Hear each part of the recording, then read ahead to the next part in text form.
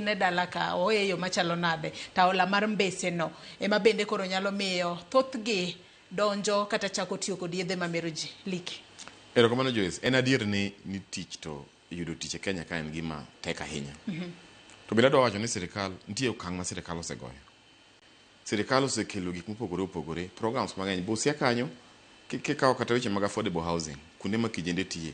Kidhi kamiluongo ni Nasewa, the affordable housing project mantie Nasewa duong' kabisa. Kichak idhi Funyula, yo Nangina kocha, ibiro yudo gik ma sirikal oseketo manyalo konyo jowa. Adwa wacho ni ng'ama adwa metho, obiro metho kata en gi $1,000,000. Kichak joka Siprano wacho ni kong'o moro iuso. Ang'e kong'o miuso makadho Busia no, miuso $30 kong'o makalo Busia miuso no tutime ang'o? Ko ang'e ni Busia nitiere tong' mano mar piny Kenya kod pinyno mano mar Uganda. To wang'eyo ni nitiere kong'o moko ma seche moko kopuodhi, seche moko nyalo kalo tong'a. Wuok Uganda bire pacho ka kendo miyo jorowere mathoth tiyo kodgi kendo hinyo ngimagi. Bana dier Busia kanyo en border, mana kaka iwacho no.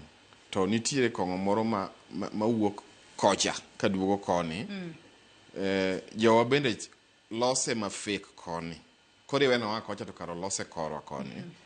$30 ng'ato osemer mogore piny.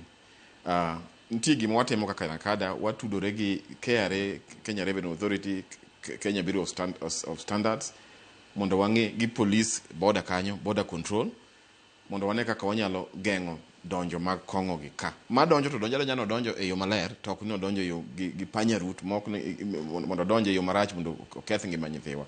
Adwa medo siro ni kata jonyuolwa bende, jonyuol nyithindo, jonyuol osejwang'o nyithindgi. Iyudo ko ayo ni nyathi ka nyathi otim gima ohero.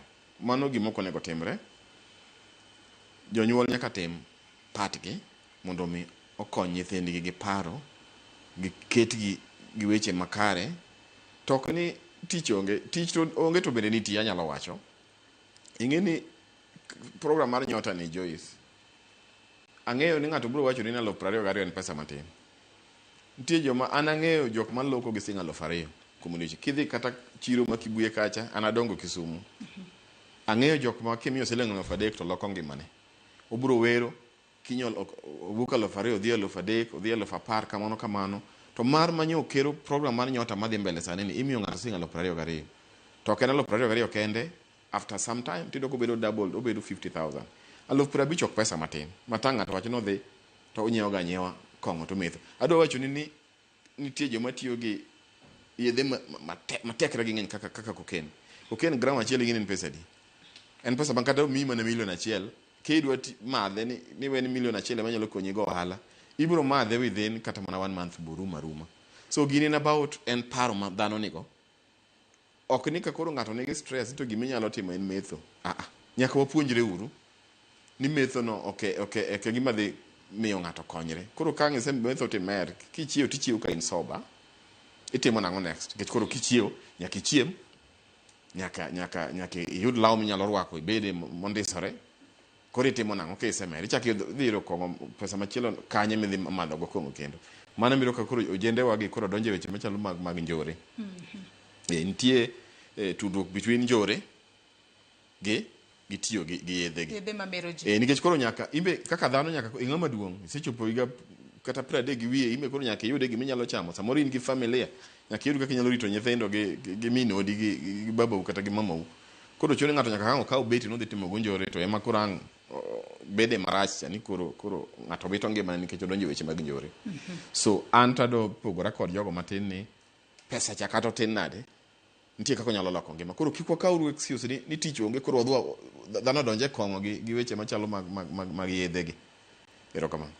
Adwa ni wawinjane kendo kaka jodak e kaunti mano ma Machakos bende nogolo pachgi kotudore kod mago yedhe mamero ji e pacho. Adwa ni watudore kod jafombo marwa mantiere kaunti ma Machakos. Achiel kachiel wawinjane kaka inyalo gimomiyo seche moko rowere moko ahinya to mawuok e gwenge mag Machakos donjo e yedhe mamero ji. Thuolo matin mwantiere godo kapok watieko twak moro, wawinjane monde. Na asante sana kutoka studio za Ramogi. Hii leo tuko hapa katika eneo la Machakos ambapo tutapata fursa kuungana na vijana wa chuo kikuu cha Machakos watueleze ni yapi wanaona katika mada ya leo ya madawa ya kulevya katika vyuo vikuu. Wacha tusikie wana yapi. Karibu, uanze na jina. Kwa majina naitwa Suli Otieno and yedhe mameroji osebedo ka kelo Nyakwara Mugia jong wagoyo mos ahinya kalorni wantiere kod ng'ikruok matin kanyo yor tudruok wabobedo ka wadok e kaunti ma Machakos mar mondo mi wawinj anene to ang'o manyalo miyo jopuonj